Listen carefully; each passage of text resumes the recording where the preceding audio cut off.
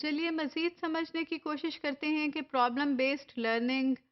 का कॉन्सेप्ट किस तरह से डिफ़ाइन हुआ है, कौन से ऐसे फैक्टर्स हैं जो कि इस कॉन्सेप्ट को दूसरे किसी भी अप्रोच से फ़र्क करता है। इसकी डेफिनेशनल प्रोसीजर में कौन-कौन से एस्पेक्ट को इंक्लूड करते हैं, डिफरेंट रिसर्च में और डिफरेंट स्कॉलर्स ने कौन से नुकात इसकी डेफिनेशन में इंक्लूड किए हैं। प्रॉब्लम बेस्ड लर्निंग में कोई भी लर्नर या एक क्लासरूम के अंदर एक ऐसा एनवायरनमेंट होता है जिसमें एक ऐसी सिचुएशन को हल करने की या सॉल्व करने की कोशिश की जा रही होती है जिसमें एक मकसदियत होती है, उसमें एक गोल नुमायाँ तौर पे मौजूद होता है और उसमें एक लेवल से दूसरे लेवल तक का सफ़र एक clear zone of proximal development के अंदर भी आप देख सकते हैं कि कौन सी एबिलिटीज़ इसके साथ मिलकर स्टूडेंट्स ने, लर्नर्स ने अपनाई हैं और उसको यूज़ किया और कहाँ से कहाँ तक वो ले जा सके हैं। सो उसमें मकसदियत का होना ज़रूरी है। This is an instructional approach यानी कि ये तदरीसी एक अप्रोच के तहत या तदरीसी तरीक़ाकार के तहत इसको एक स्ट्रेटजी के तहत इस्तेमाल किया जाता है in which students work cooperatively. So the word cooperatively you will often find in the definitions whenever you are just trying to read about the problem based learning. तो cooperative learning, collaborative learning ये वाली themes और ये वाली approaches आपको sound करती हुई मिलेंगी definitions में क्योंकि इसमें अमूमन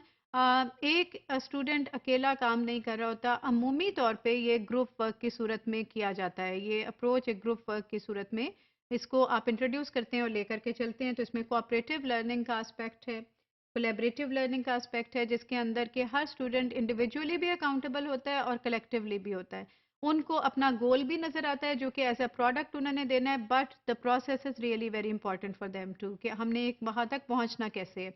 बचपन में जैसे आपने अगर कभी एक रास्ता तलाश करने वाले क्विज को और मेज़ को हल किया हो जिसमें कि एक सिरे से जाना है और घूम फिर के आपने एक मंजिल तक पहुंचना है तो वो एक प्रॉब्लम बेस्ड एक्टिविटी की एक बहुत एक बेसिक लेवल की एक पिक्चर या खाका आपके जहन में उससे आप समझ सकते हैं कि इसी तरह से जब आप प्रॉब्लम बेस्ड लर्निंग क्लासरूम में जा रहे हैं तो आपकी निगाह में मंजिल होती है या ऑब्जेक्टिव होता है और बहुत सारे रस्तों में से स्ट्रेटजीज में से बहुत सारी चीज़ों को आप ज़हन में रख कर चलते हैं और उनमें से बेस्ट रास्ता अपनाते हैं जो कि हर लिहाज से इकोनॉमिकल भी हो और एफिशिएंट भी हो और इफ़ेक्टिव भी हो सो 3 E's का कॉन्सेप्ट इज़ देयर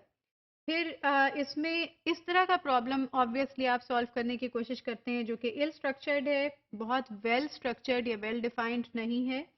और रियल लाइफ के साथ उसका ताल्लुक है इल स्ट्रक्चर्ड से मुराद यही है जैसा कि हम जानते हैं कि इससे मुराद होती है कि जिसमें आपको गोल का अंदाज़ा तो है लेकिन आपके सारे के सारी जो गुत्थियां हैं वो कुछ उलझी हुई होती हैं धागों के सिरे आपको मिल नहीं पा रहे होते और आप ग्रेजुअली उनको सुलझाने की कोशिश करते हैं तो right from the beginning till the end everything seems to be quite confusing लेकिन आपने अपनी एबिलिटी से वाज़े तर और आसान से आसान तर तरीक़ाकार के तहत करते जाना होता है। तो this is quite ill structured जिसमें कोई प्रॉपर वो नहीं होता। इसमें एक डेफिनेशन में मज़ीद इसको आप अगर लर्निंग थ्योरीज़ के साथ लिंक करके देखें,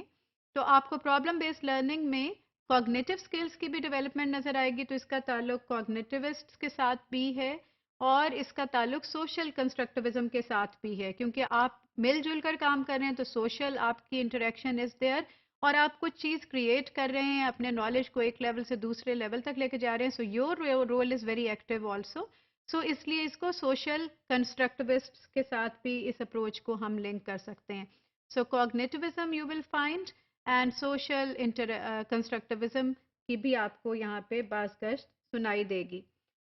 प्रॉब्लम बेस्ड लर्निंग या पीबीएल जिसको हम कह सकते हैं is a style of active learning इसमें स्टूडेंट्स डेवलप करते हैं बहुत सारे स्किल सेट्स जिनका कि हम मज़ीद भी डिस्कशंस करते ही जाएंगे और रिसर्च में मौजूद हैं लेकिन एक क्विक अगर आप इसका साइनॉप्सिस करना चाहें या एक आई बर्ड व्यू करना चाहें बर्ड आई व्यू करना चाहें सो उसके अंदर आप देखिए कि flexibility of knowledge effective problem solving skills self directed learning effective collaboration skills and intrinsic motivation वो प्रोमिनेंट फीचर्स हैं जो कि स्टूडेंट्स के अंदर इस एक्टिविटी को करते हुए हमें नज़र आते हैं